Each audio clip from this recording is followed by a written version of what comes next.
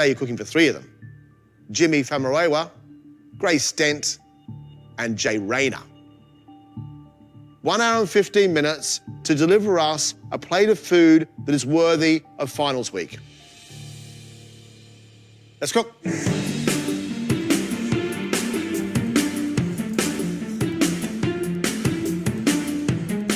The standards have got to be exceptionally high today. I mean, how many amateur chefs can say that they've cooked for some of the top restaurant critics in the country? It's just like, it blows my mind. I'm always nervous, to be honest. I do look like a headless chicken in the kitchen. But yes, nervousness actually makes me a bit better cook.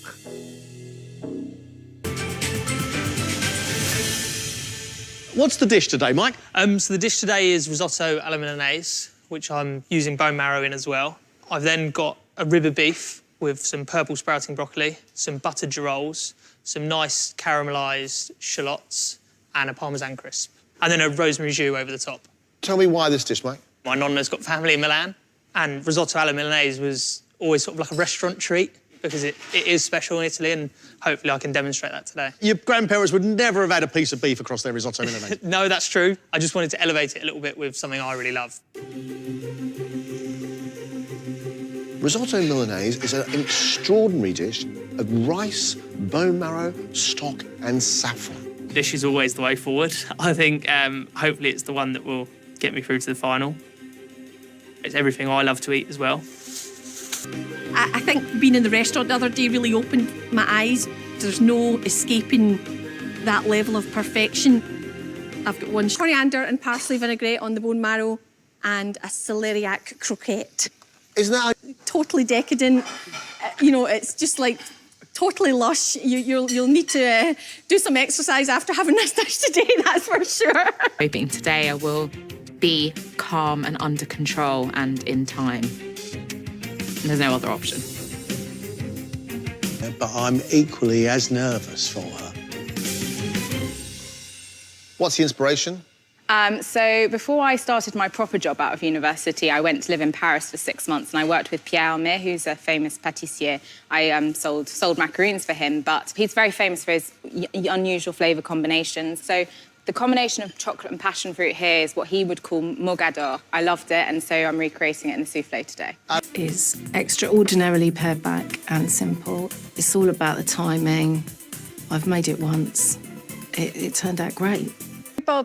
Pistachio galette with custard and hopefully a juniper syrup. One of the things I enjoy about the amateur competition is that the contestants learn stuff while they're competing. It's not they just come in with a set of skills and then get to see where they go.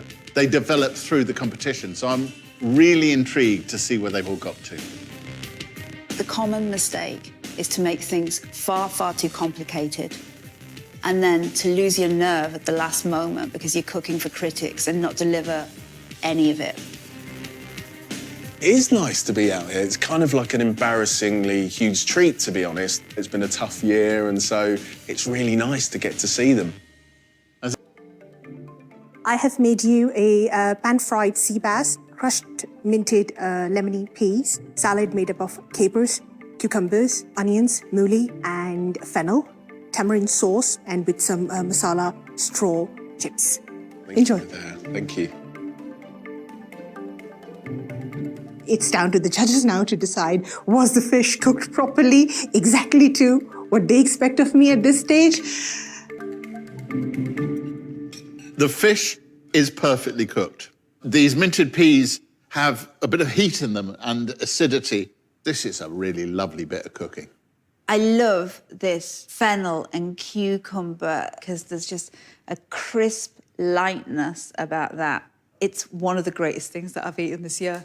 It's just absolute fireworks, like the level of flavour, the complexity, the well-thought-out little touches.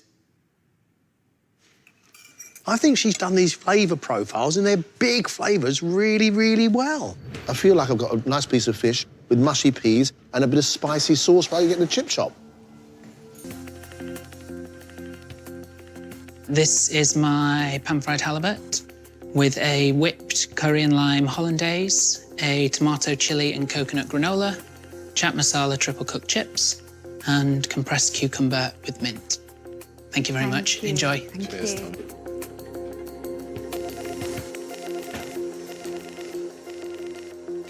That was tougher than I expected it to be.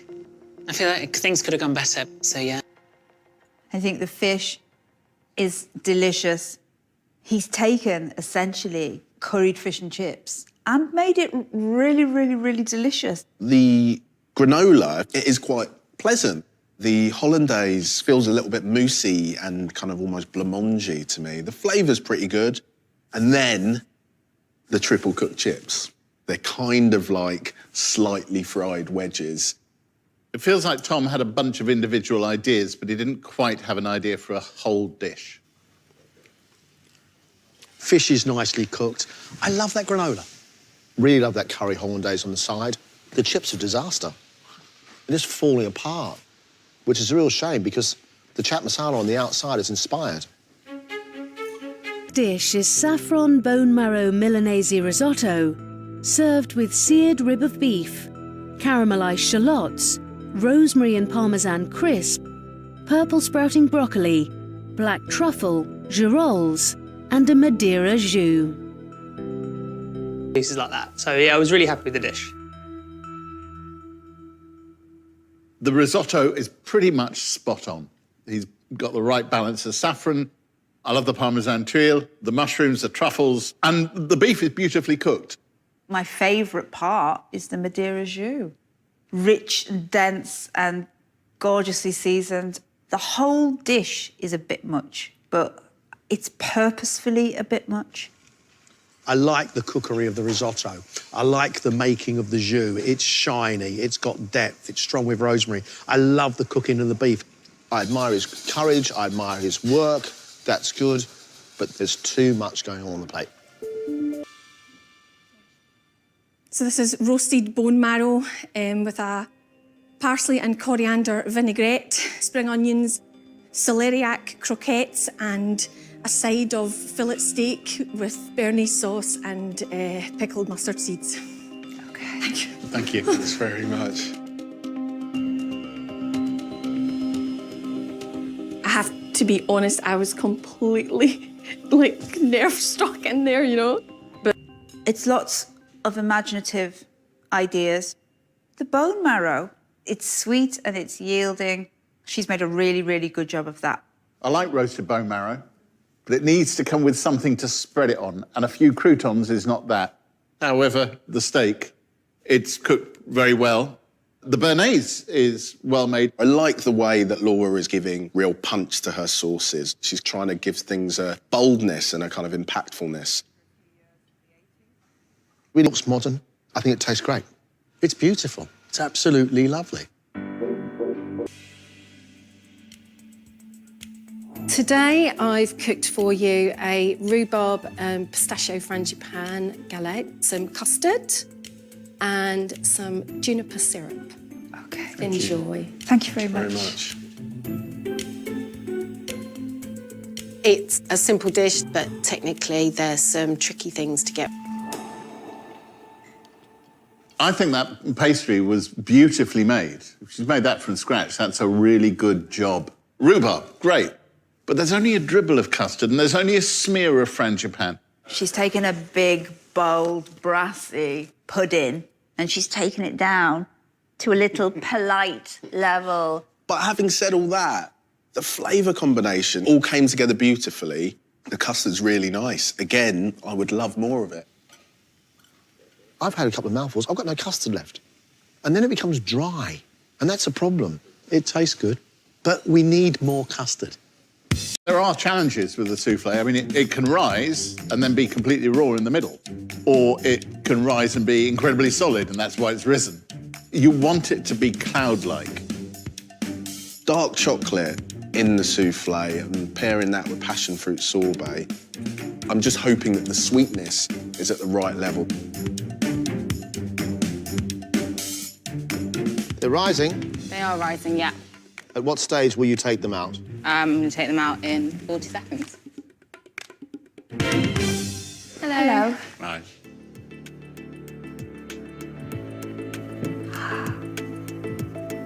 I have cooked a dark chocolate souffle with a passion fruit sorbet, some passion fruit powder, a little bit of gold leaf, and then there's a little bit of rum cake in the bottom.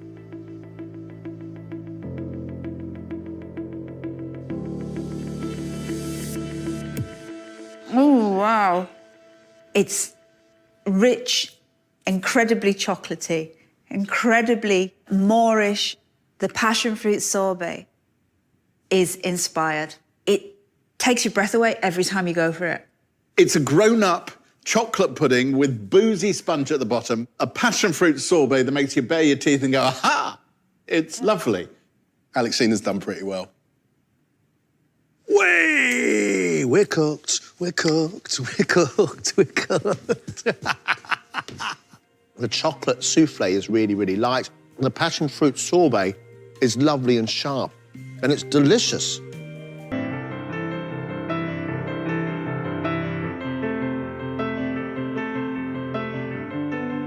And we'd like to thank you all. Thank you all for all your hard work. The progress in you six as cooks has been outstanding.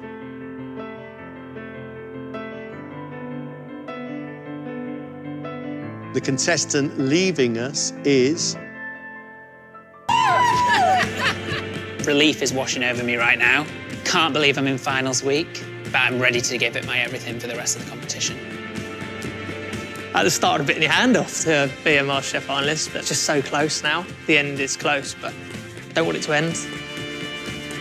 This is like the journey that just never stops. It's unbelievable. How on earth did it happen again? It feels kind of surreal at the moment. I've just got to keep pushing, upping my game, and fingers crossed it goes okay. I doubt I'm going to go to sleep tonight, but yes, I'm looking very forward to the finals week. Bring it on.